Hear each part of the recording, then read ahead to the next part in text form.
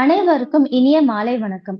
நான் ஷாமிலா அபு தாஹிர், அரசு அரியலூர் மருத்துவமனை மற்றும் மருத்துவக் கல்லூரியில் 2ஆம் ஆண்டு மருத்துவம் பயின்று வருகிறேன். என்னுடைய தலைப்பு தனிப்பயன் மருத்துவம். முன்னுரை.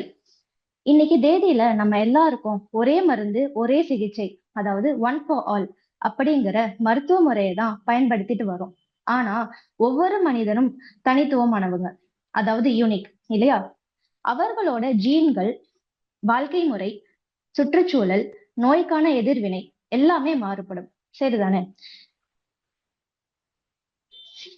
இந்த 4 விஷயங்களோட வேறுபாடு, அதாவது ஜீன்கள், வாழ்க்கை முறை, சுற்றுச்சூழல், நோய்க்கான எதிர்வினை, இது எல்லாத்தையும் அடிப்படையா வச்சு சிகிச்சை கொடுப்பதே தனிப்பயன் மருத்துவம். மேல சொன்ன 4 விஷயத்த கருத்தில் கொண்டு ஒவ்வொருத்தருக்கும் பொருத்தமான மருந்து, அளவு மற்றும் சிகிச்சை முறை ஆகியவற்றை தேர்வு செஞ்சு சிகிச்சை அளிப்பதே தனிப்பயன் மருத்துவம். இதற்கு இன்னொரு பெயரும் உண்டு, துல்லிய மருத்துவம், அதாவது பிரிசிஷன் மெடிசின்.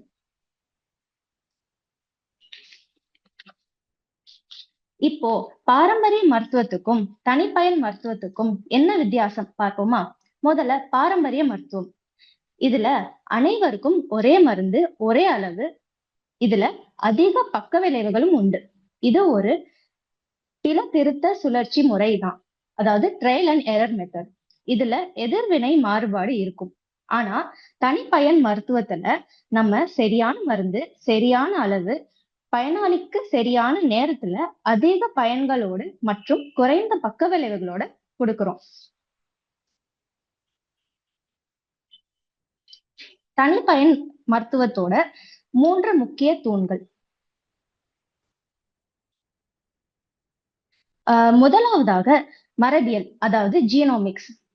எடுத்துக்காட்டாக மார்பக புற்றுநோய்க்கு காரணமான BRCA பிறழ்வு, அப்புறம் கல்லீரல் செயல்பாடு மாறுபாடுகள், அதாவது சைட் 450.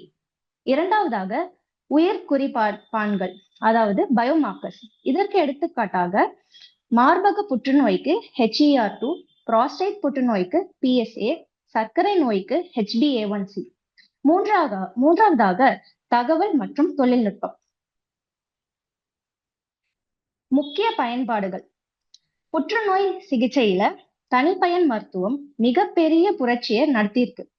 இதற்கு எடுத்துக்காட்டாக முதலாவதாக HER2 பாசிட்டிவ் மார்பக புற்றுநோய்க்கு ட்ராஸ்டுசுமேப். இரண்டாவதாக EGFR பிறழ்வு நுரையீரல் புற்றுநோய்க்கு ஜெஃபிடினிப். BCR and ABL பிறழ்வு புற்றுநோய்க்கு இமாட்டினிப்.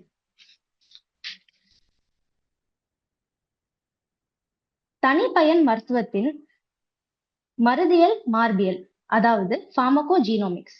இதுல ஒரே மருந்து ஒரு அளவு, ஆனா எதிர்வினை வேறுபடும். இந்த எதிர்வினையின் அளவை நம்ம ஆராய்ச்சி செஞ்சு சிகிச்சை அளிக்கிறோம். இதற்கு எடுத்துக்காட்டுதான் வார்ஃபரின் அண்ட் குளோபிடோகிரில். இதனால நச்சுத்தன்மை, அதாவது டாக்ஸிசிட்டி குறையும். அது மட்டுமல்லாமல் செயல்திறன் எஃபிகசி அதிகரிக்கும். நாள்பட்ட நோய்களும் தனிப்பயன் மருத்துவமும். முதலாவதாக இரத்த அழுத்தம். இதுல இரத்த அழுத்தத்தோட அளவுதான் மருந்தோட எதிர்வினைய தீர்மானிக்கும். அடுத்து சர்க்கரை நோய்.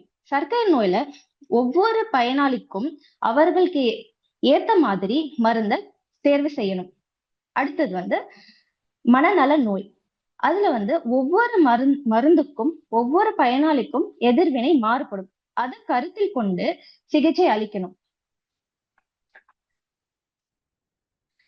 தனிப்பயன் மருத்துவத்தின் நன்மைகள்.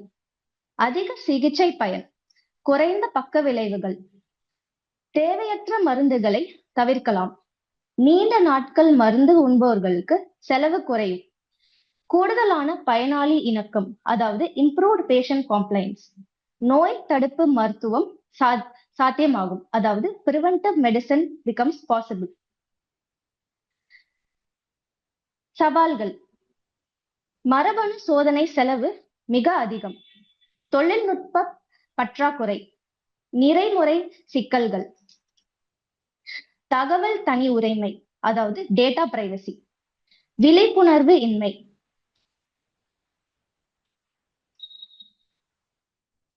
முடிவுரை. தனிப்பயன் மருத்துவம் என்பது மருத்துவத்தின் எதிர்காலம் அல்ல, இன்று இன்று தோன்றியுள்ள மருத்துவ புரட்சி. நோயாளியை குணப்படுத்து, நோயை அல்ல என்ற கோட்பாட்டை உண்மையாக்கும் மருத்துவமே தனிப்பயன் மருத்துவம். நன்றி.